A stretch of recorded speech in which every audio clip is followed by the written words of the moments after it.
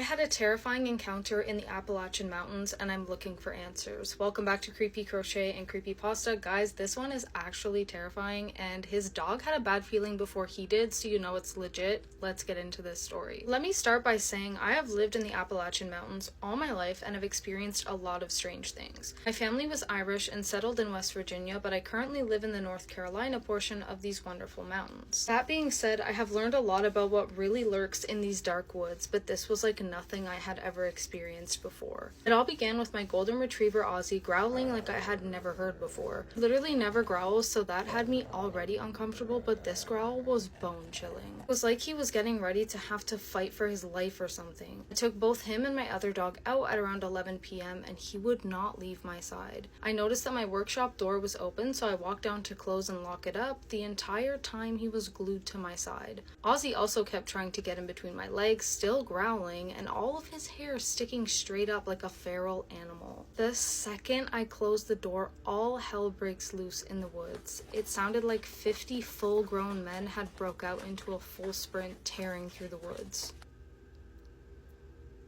Okay.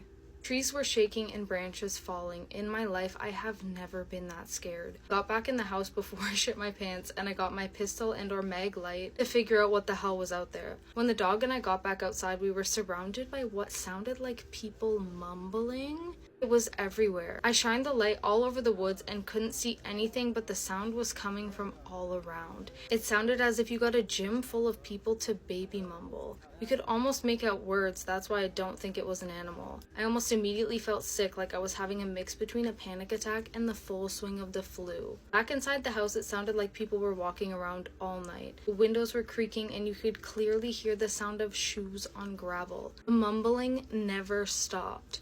Every time I got up to check the house, my feet would touch the floor and it would get dead silent. Couldn't hear birds, crickets, frogs, or anything. I was terrified and didn't sleep a wink. The air felt thick and evil all night. That's the only way I could explain the feeling. Imagine a soaking wet quilt being tossed over you. That's how I felt.